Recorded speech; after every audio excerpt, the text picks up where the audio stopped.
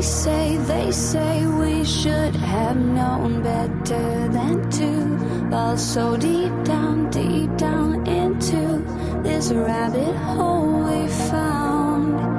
And I was thinking. Hi, this is Nikolai, and you're listening to My Dad Rafal, co-host James Jardine, and featuring Mr. Jim Tiller on the one and only Down the Security Rabbit Hole podcast. Plug in, listen up, and enjoy. Deep into this pool of regrettable situations. Pitch black, think back to the last time that we were happy.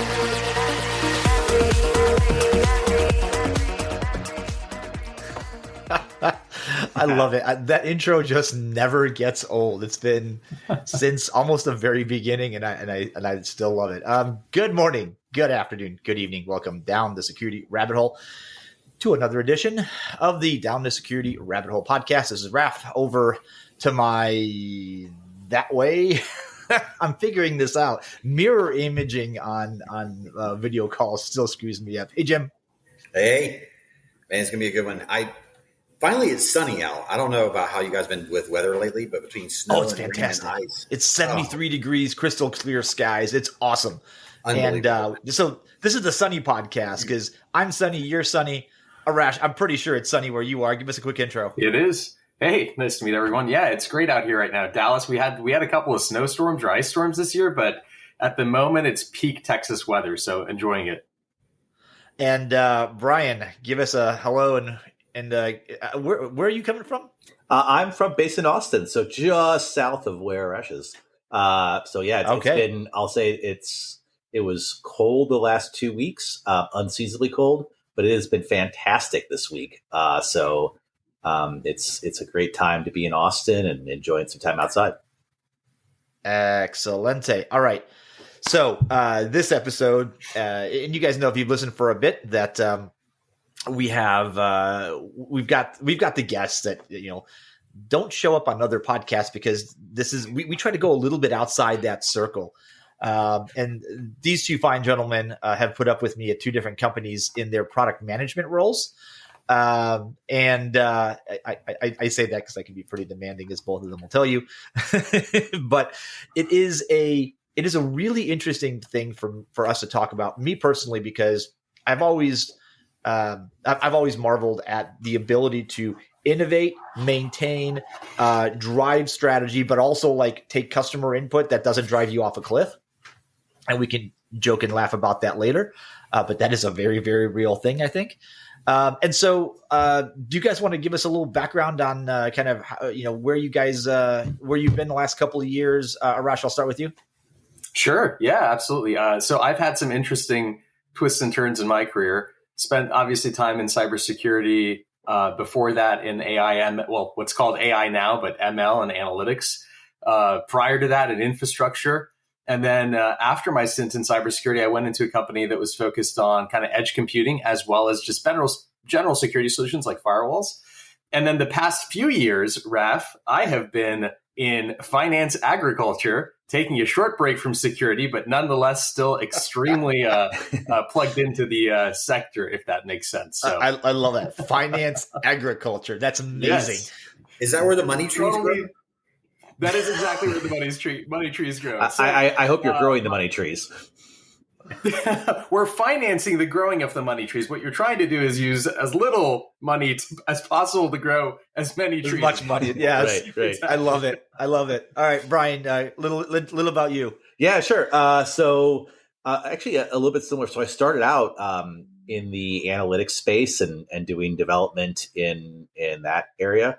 And then, I've kind of had three phases of my career, right? So, which I think is typical in product management. It's usually not the first thing you do, right out of school. So I was a developer in the analytics space, spent some time doing management consulting on the strategy side, about 5 years doing that for software companies. And then when my wife and my son was born, my wife's like, hey, you need to get off the road, buddy. So ended up joining Dell at that point and doing corporate strategy for them, and ended up being assigned to as head of strategy for the endpoint security business at Dell. And that was kind of my entry into the fantastic world of cybersecurity. And so ever since then, I've been doing security product leadership roles for now about the last 15 years. So been doing it on the endpoint side, spent about half my time on the endpoint side, about half the time on the network side. So I've kind of gotten to see both sides of the coin. Okay, so great place to start. What is in your opinion, the sort of whether it's security products or not? I've been in the world of security products almost my entire career. So whether it's on the vendor side, I've been on the development side as well for a bit. I was the world's worst developer for a very short period of time, which is why that was short. But give me a sense of kind of how the life cycle works. And either of you guys jump in, like how that works, right? Because from the customer side, what we see is, hey, new versions coming out. Hey, new versions coming out. Hey, new stuff's coming out. Like, talk to me about how we go from idea to some level of minimally viable product to something stable to something deployed to customers, and then like there's steps in between and cycles and rinse and repeat stuff. Either of you guys. I'm happy to break the ice if it works for Brian. Go for it. There's a lot of different approaches to it. The short of it, at least in my career, has always come down to, when you're selecting what you're going to build before you get into the rest of it, if you will, it's figuring out what's going to make the biggest impact to your clients, right? As well as for your market expansion or growth. And so what you're playing with is this concept of how much do I feed into enhancing a feature that I have now versus what are my competitors doing versus what is my client base asking for versus where's the market going, right? Like what's the new hot sector, what's happening, what's, drawing attention, where's the buzz, and balancing those out and listening to the RAFs of the world, obviously too, right? The customer advocates within the business that bring ideas, they bring problems, they bring the challenges, right, into the conversation to say, hey, I get it. I know all this is happening, but I got a customer that's got this problem right now today, and there's 5 others just like him, right, in that same model too. So it becomes this continual kind of give and take where you're looking at all these variables. And it's, in my mind, it's both a bit scientific as well as there's a bit of an art to it, where you're kind of placing logical bets on what the right next thing to build is. And an important component of that is, what is the company's strategy too, right? Every company has a different approach to market. Who is it? What's the company identity? How does it want to be known? What does it want to be known for? And you kind of have to build these concepts into ultimately how you make that decision, or at least in the product role, propose that right solution and where we want to go, and then influence everyone else to get on board with that too, which is part of the fun of I think my job and Brian's as well. So that's a quick high level. I'll take a break there. Brian, thoughts? Yeah, no, I think that was a fantastic synopsis of it. Maybe one thing to add on here, and not to jump ahead, but I think it can be a little bit different at different stages, right? So I've had the opportunity to work in early stage, startup phase, in growth stage, and in very mature stage. So let me give you an example. I think like in early stage companies, right, it's you're trying to build, in startups, you're trying to build enough features to really compete in that market. And a lot of companies try to build as many features as fast as possible to compete in whatever market they've decided they want to compete in. And that's, a typical approach, but probably, not the best approach. Right. But a better approach is usually kind of focusing on a specific customer problem to solve, and then, making sure you're integrating with the rest of the stack, and then kind of going from there. So I think it's really interesting how the different phases, whether it's startup phase, growth stage, or mature company, how that journey of deciding what you're going to build next is different. Yeah, I love that one. Okay, if you guys don't mind me adding one thing to that too, Brian, triggered a great concept for me too. When you talk about MVP, and you asked this earlier too, Raph, like what does MVP mean, right? Does it mean I've got a marketing one pager with a lot of great bullet points on it that I'm trying to sell against? Or does MVP mean sometimes Or does it mean I have a great product that solves a customer need that is really easy to assign a cost to say, here's your problem, here's the cost, here's the solution, and why we can actually help your business significantly moving forward. And it's such an interesting conundrum. And Brian nailed it. I've had the same experience. The startups I've been at versus like the large enterprises or the in-betweens, everyone uses a little bit of a different model, and it comes down to culture, philosophy of the company. I know I have my own preference. I'm sure Brian does too. I always prefer trying to build the thing that's really easy to tie back to the problem, right? Because I feel like that's an easier sell than it is putting a marketing slick in front of someone and checking boxes. But then when they get the product, oh man, some of those boxes are pretty loosely checked. Indeed. Check. Yeah. So go ahead, Jim. Sorry, go ahead. So this is interesting for me because this is the least amount of experience representative of my entire career, right? I've never worked, yes, HP and stuff like that, but I never worked in the product side of the business. So my exposure to product development has been just watching vendors go through the process and people that I've known that I've at least collaborated with to, add my 2 cents, whatever the case may be. And you kind of started touching on some of this, but from the outside looking in, it seems like you have a vast number of potentially extremely competing views on what should be done, right? So you probably have your UI people and your designers, and you probably have the guys that really think this is a cool feature and we can do it. And then maybe the marketing team wants to sell it this way. And you're sitting here trying to go, how do I organize all these, I won't say emotional, but these sort of maybe passionate things that people have? I see you guys laughing, so I think I may have struck a chord. Yeah, I like to, and there's different frameworks, right? But the framework I like to use is thinking about it into 3 buckets, right? So we'll go bottoms up, right? At the bottom, you have to have a specific or some percentage of your resources and the features you develop allocated to, what we'll call technical debt or core technology work, right? Making sure to improve the security, making sure to build a scaled platform for the future. Then the next category would be what I'd call kind of technical customer delight features, right? So a lot of that comes feedback directly from your customers and comes directly from, hey, it would make our lives easier if you added this, or if you changed this workflow or this capability or added this detector to solve this specific problem. And then the third bucket, and probably the most exciting, most interesting in a lot of cases, is a strategic bucket. And that's where, you're doing a lot of work to think about, okay, what's next, and what's problem are we going to try to solve next, and how are we going to solve that problem, and what are we seeing in the different attack models and across the industry, that will, drive future growth in the platform. So that's kind of how I like to break it down. Yeah, I've had the same approach as Brian, right? Like balancing those buckets as far as what are the things that you're going to build. There's also other kind of prioritization structure you can apply to it. And frankly, I find them to be good guides, but not, the ones that you'll always use. There's this concept of weighted shortest job first, or Kona or Rice, and these different models that folks have kind of devised over time really all take in 3 or 4 things into account. One is like, what's the customer impact of this? How hard is it to build, or what's my cost of doing it? What's the strategic component? Like, what's it going to really solve for in market, and what kind of TAM or market share does it open up for me if I go do it?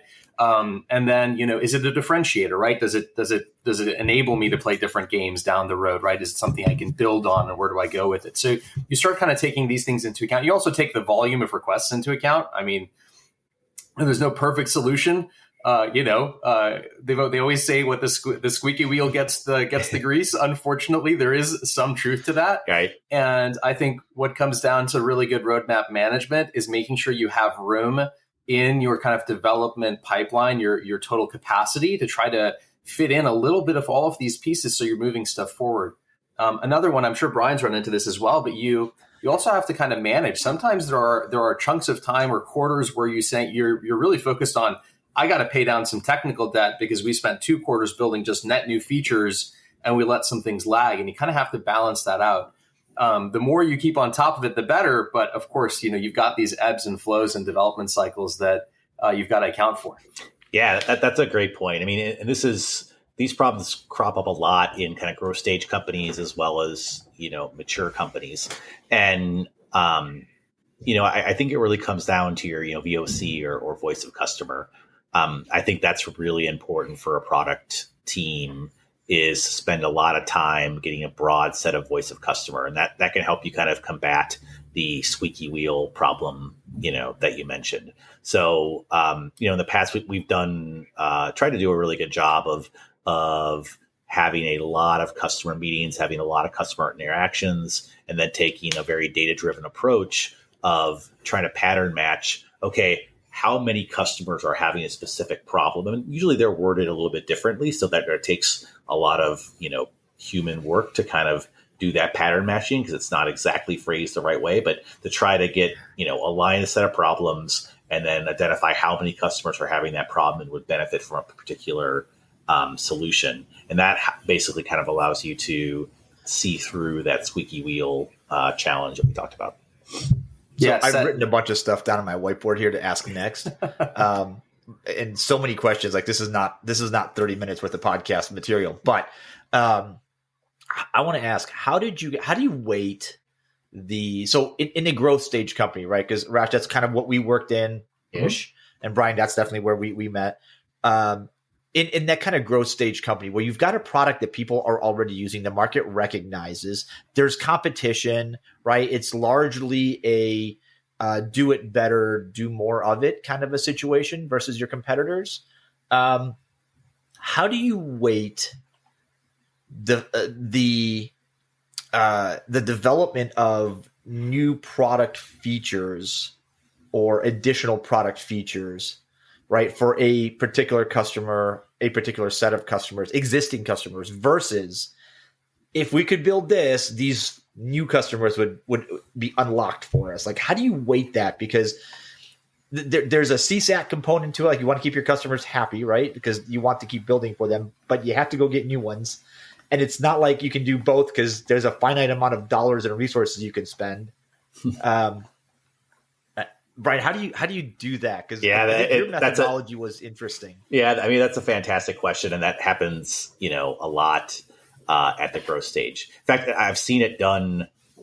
I've seen it done correctly, and maybe not correctly before. So, sometimes I think one of the traps that you fall in the growth stage is, companies are at that stage, whether it's somewhere between 100 and let's call it 500 million in ARR, right?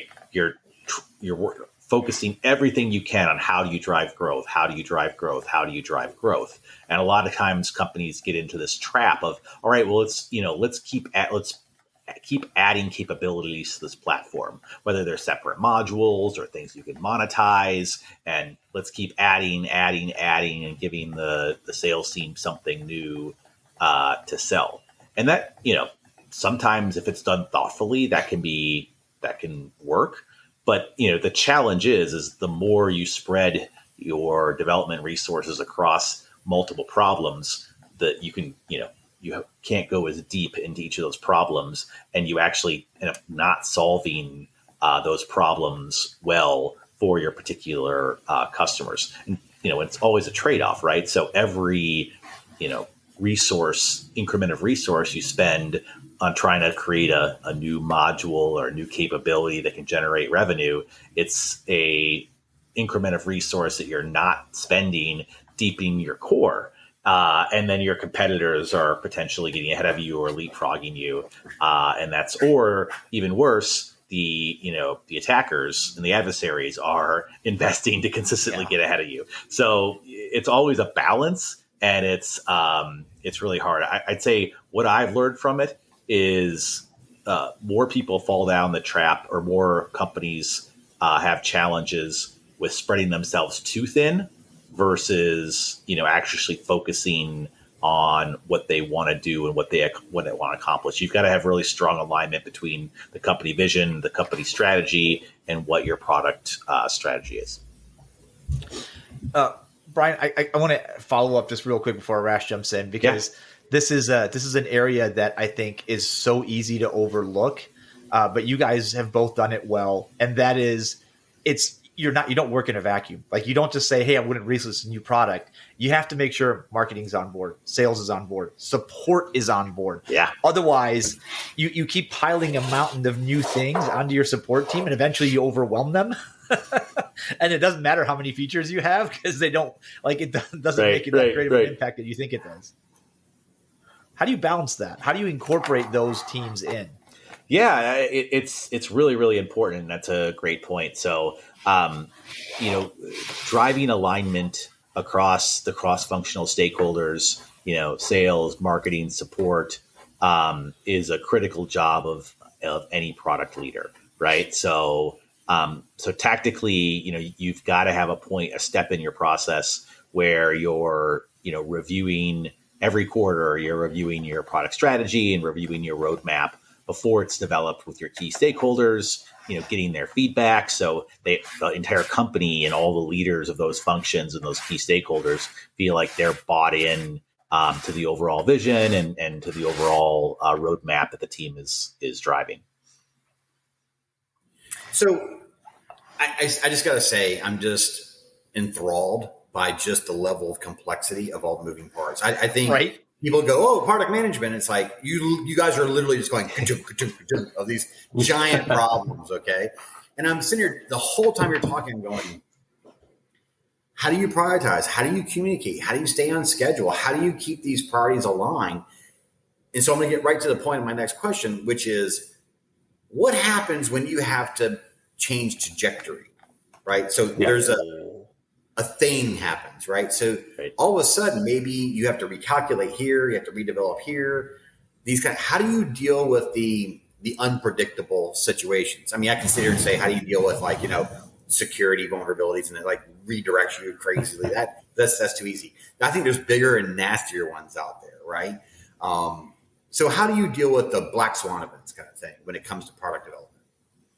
Yeah, that's an interesting question on that side. So there's, operationally there are ways that we will manage it, right? And that's how we're managing a roadmap or the velocity of the teams and the schedule and all the pieces and how much room you have to do things, if you will, or what can move. But I think a little bit of this comes down to actually what Brian was sharing too, which is the strategy has to align top to bottom in the organization. And that's one of the areas I've always seen kind of falter with those changes, has been that something new comes in and it's a little bit of shiny object syndrome. It may not actually align well with the strategy of the company or even the market that it's in or how it's playing. And so being able to understand and break that down in one of two ways. So Jim, sometimes those ideas are great and we should go do them. And sometimes they're actually really bad and we probably shouldn't do them. And the analysis that the product teams have to go put together, and this kind of going back to what Brian was sharing too, is I started a startup after school. I did that for 4 years. And so, School of Hard Knocks, you learn how to build a business plan, build a financial model, do market analysis, do market research, talk to customers. And that's where the data gathering component really starts to come into play, because you have to very quickly be able to look at an idea and say, either this is, hey, viable, and figure out what the priority, what the importance should be and how it fits into the strategy, or you know what? And I'm going to be a little mean saying it, but sometimes it's trash, and that's okay. So ideas can be amazing and they can also be trash, but you have to prove that or show that in a tangible, logical, rational way. It cannot be emotional. Back to the statement you made earlier about the emotions coming into it. So it's a really interesting kind of dance. And I'll make a joke, which is, what's the difference between influencing, which is what a good product leader or product team does? They influence the direction of the company and the outcomes. Versus manipulation. The only difference is intent, right? And the intent is shown by the quality of analysis and logic and thought that goes into what we put on the table to look at and invest in the company. All right, since you've both said it, I want to jump in and ask the roadmap question, because roadmaps to me are absolutely bubbling cauldron black magic. How do you guys even go about setting direction? To say, we're working on this feature right now, we're going to release it this quarter. Great. I could do that. But to say 3 quarters out, right? And I get it, Rash. We've had this discussion over beers in the back halls of our company that we worked at together. About short term, you give dates and concrete, and the further out you go, the less concrete it gets. But that is still amazing to me. Like, how do you even put together a roadmap? Yeah, it's a great question. I'll take a first pass at it. So I'll link to something I said earlier, right? You have to think about, product building in those three buckets that I talked about earlier. You have the building the platform, scaling the platform with your technical, or paying off technical debt. There's the more tactical customer delight features, and there's the more strategic forward-looking features. So, as a product leader, what my job is to work with the executive team, work with all the key stakeholders, the heads of sales, heads of marketing, heads of support, heads of customer success, and to get alignment on the overall strategy and the vision for where we want the product to be, a year from now, 2 years from now, and then provide guidance to the teams on, hey, in 2 years, kind of here's what we want the product to look like from an overall vision perspective at a very high level. And then, the concept of empowered, product teams, right? So then you give however many product teams you have in whatever areas and customer problems they're focused on. And hopefully you have specific product teams focused on on specific customer problems. They work together, and that's product management, that's engineering, that's design. They all work together to figure out, okay, what's the roadmap to both solve, to get to this long-term strategic vision, as well as every single quarter layering on top of that, tactical, customer delight features that you get from, submitted from customers, or you hear about during your voice of customer sessions, and layering in on that also features or work to build and scale the platform. And those all have to be balanced, over multiple quarters. And I whether you publish them or not to the organization, I always like to have my teams have at least a 4 to 6 quarter roadmap out.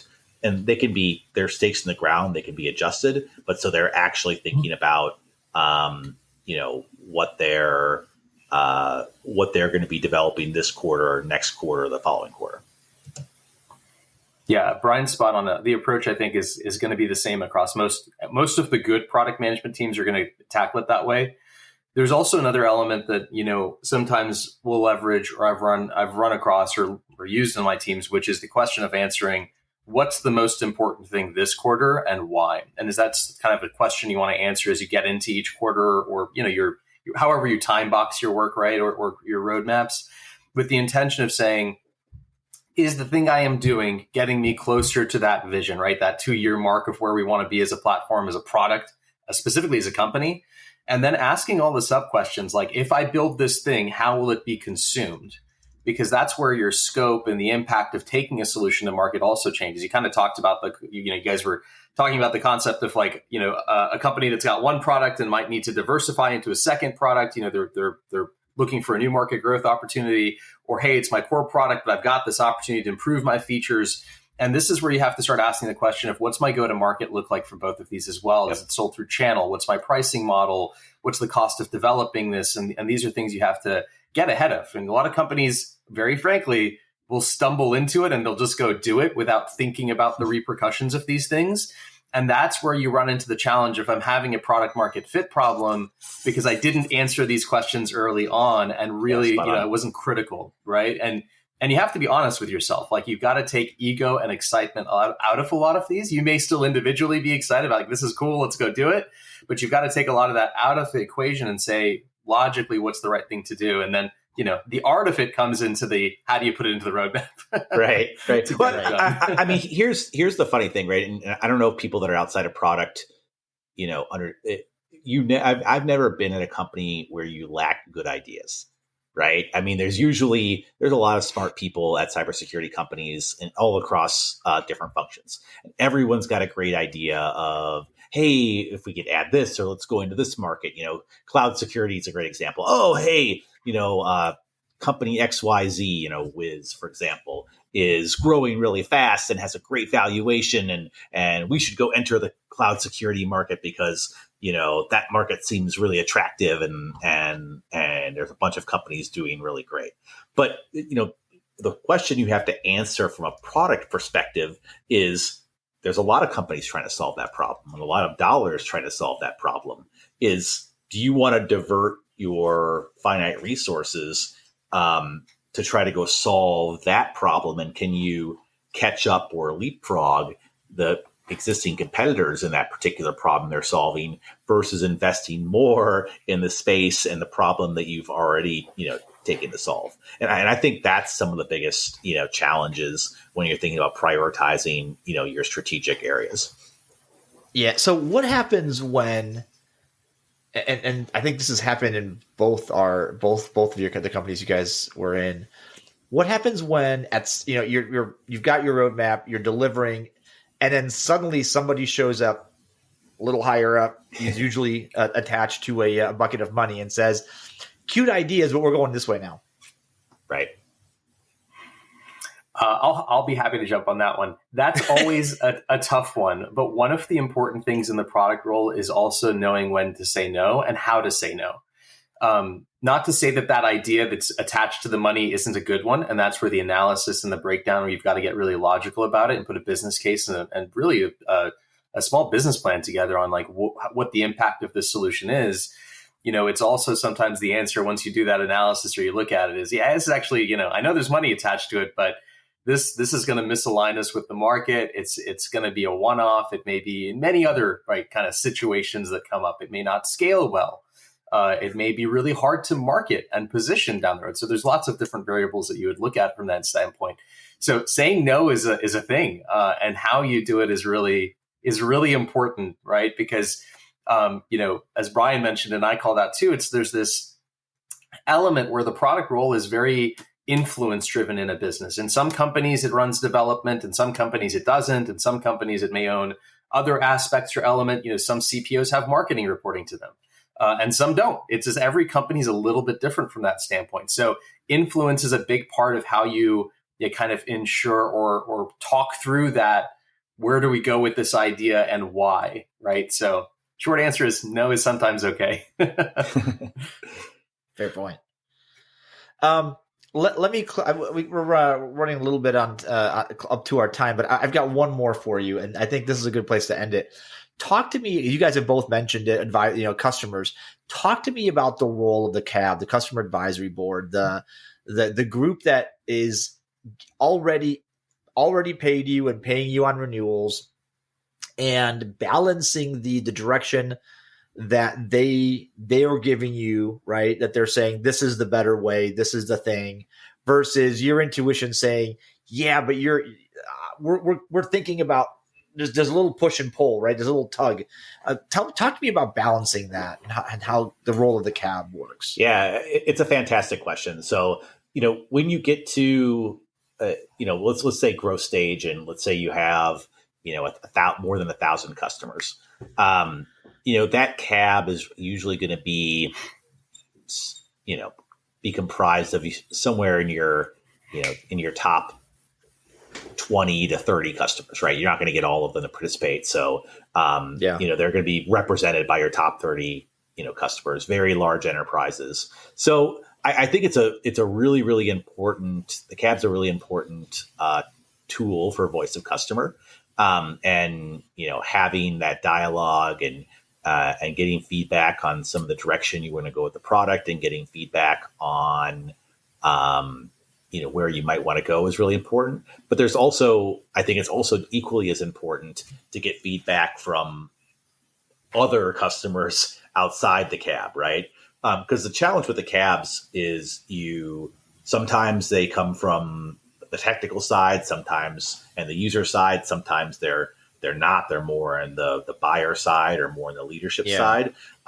So you have to make sure you're balancing the views of the buyer, or maybe the CISO level, as well as the director of the SOC level, as well as the security analyst level. And you have to balance all those different roles, because you have a lot of different users and roles of the product, and the needs of different size companies, right? You don't want to skew your roadmap to only serve those, Fortune 500, unless your company strategy is to only serve the Fortune 500.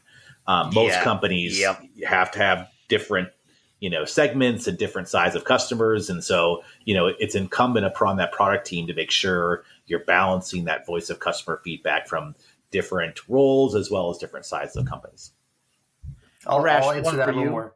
Yeah. I was going to say that's a little more controversial. I would say cabs are a mixed bag, and getting to the root of the problem in those conversations is probably one of the hardest things to do. Yeah. Yeah. So along those lines, and I wanted to do a follow-up for this.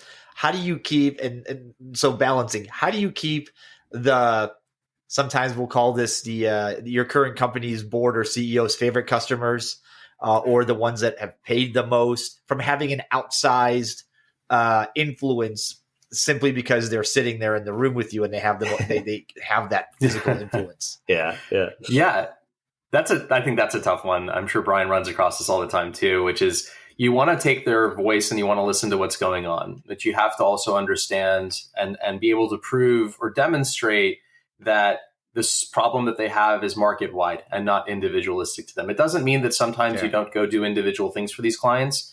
And frankly, there's different models you can apply to, right? Sometimes these are paid, almost, paid features, right? Where they pay to have it developed at a certain company, and it's unique to them, or it's exclusive to them, or there's some licensing, considerations that take into account there. But a lot of it comes back down to just, understanding if you can get to the root cause of or the root of the problem, and then look at how that problem is manifesting in different ways. Can one solution solve for multiple problems across multiple companies and industries or sectors? And those are the ones that, you always say, my priority as a company should be on that, because my total addressable market is how this company grows. And that's the number one, pathway to success for the business. So. Yeah, that's spot on. The pattern matching piece is really important. And there's a lot of tools that can help with that. But, basically documenting and being data driven on, hey, there's this particular customer problem or customer need that we're solving, and how many different customers are we going to be able to solve this problem for by implementing a particular feature. And then, of course, you take into account, what are the different sizes of those customers and how much, revenue are they contributing to the business. But that's not the only factor. If you, if you only develop features for your largest 15 customers, you're going to end up with a platform that does a great job of serving the largest customers in the enterprise, but doesn't serve any other segment in the market, which can be a challenge from a growth perspective. All right, one last one, and then I'll let you guys go. I promise. Arash, I've never seen you meet a whiteboard you haven't been able to fill. But beyond, beyond that, what do you guys use from a tools perspective? Like, what do you? Whiteboards obviously are important, but they're not so portable. What do you use? So there are digital whiteboards now, which is great, to be very frank, especially in the age of remote work. There's a lot of great tools online. I won't use any tool names per se, just to not, specifically call one out. But really, digital whiteboarding tools, or whiteboards in general, something to just get the idea down on paper. You're going to use financial analysis, right? And planning, kind of that FP&A concept comes into product. And so there's a lot of product folks, or I should say there's some, maybe not a lot, but there's some that are really good at also breaking down the financials and implications and looking at cost models and P&L. They understand all that stuff really well. So those types of tooling. So Excel comes into play. PowerPoint, as much as I hate it, is a common tool for product teams to try to convey an outcome or an action, and hopefully as few bullet points and less, as little fluff as possible, but, a way just to communicate the concept. We have road mapping tools. There's a number of really great ones out there as well that we'll leverage that are just helping you figure out the size of the box and where to put it in. It's kind of a visual tool, if you will, that's pulling in from other platforms like Jira. I used the tool name. Sorry. Let's call them your ticketing that one. Systems. Everybody knows. Everyone uses. And there's several others. It's not the only one. There's Rally, there's Jira, there's a few others that are really great. But that's pulling upwards into those. You also have client, you have your client or your customer input, right? We were talking about the cab earlier. So What are the set of tools you use to capture customer input directly and feedback from the platform? There's also monitoring tools that show me, I can do a session record on the last time you used one of my platforms or my products and go see, what did Raf click on? How mad did he get when he clicked on X or Y? And so those recording tools or session monitoring tools also help you understand everything from adoption of the feature or adoption of the capability, frustrations or dead ends with bad user experience that you need to go fix or improve. So you're using kind of all these tools across the board, and they apply to different points in time often of that feature being live, from idea all the way to, it's now in someone's hands. But these are just some that I would call out. Yeah, that's a great list. I mean, I'd say the other thing, or one other tool category that wasn't listed, that I think is really important, is your wireframing or your design tool. One thing that I talk with my teams about all the time is, hey, let's make sure we're getting potential product designs in front of customers before we develop them. And getting these concepts and getting feedback from customers ahead of time is really, really important. So if you've put a design or a wireframe in front of 10, 15, 20 different customers before you even start developing that feature, you have a much, much higher likelihood of getting it right the first time versus kind of building and then getting feedback and then iterating, which, can work as well, but there's cost to that iteration process. Doing it at every step, to Brian's point, is so important. At the ideation phase, when you've got an idea, you want to vet that idea outside of all the other analysis you're doing. When you get to design, you're doing the same thing. When you kind of got the first generation built, you're going to do the same thing. And if you do this continually, it will ensure that you don't miss the mark when you actually get that feature to market at the end of the day. The other thing that came to mind when we brought this up is there's so much data and so many tools that you mentioned, right? From a category perspective, that's one of the hardest things of the product management role, right? That it is such a cross-functional. You're really looking for really hard to find a set of skills when you have to be deep technically, you have to be deep from the business side, you have to be deep from the analytics side, you have to be able to leverage all these different types of tools to get strong alignment across the organization. It's really another great illustration of how challenging the role is. All right. Well, that is a reasonably good place to end it. We could do this. I think we should do this again. Kind of dive maybe a little bit deeper on this. But you guys, thanks for sharing your expertise. We ran over and Jim had to drop, and so I lost that. But I appreciate you guys jumping on. It is, I'll tell you, every org that I've been a part of, I find myself, we'll say, gently butting heads with product management at the start. And then the more I get a chance to meet the people that you guys, the more I realize, like, holy crap, this is really hard. And like getting the buy-in's important, right? So I appreciate you guys sitting down. This is a very, very complicated topic. You guys both do it. You surprise people every day with some of the crazy things you get done in the time periods you get it done with, the amount of resources you get it done with. So we appreciate you, and this has been great. Thanks, folks, for listening. Arash, thanks for joining.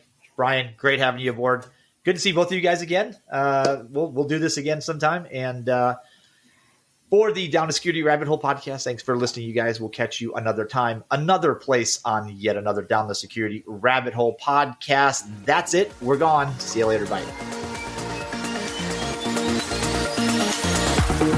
This is Bella. Thanks for listening. Don't forget to leave my dad a review and share this with your friends. Bye.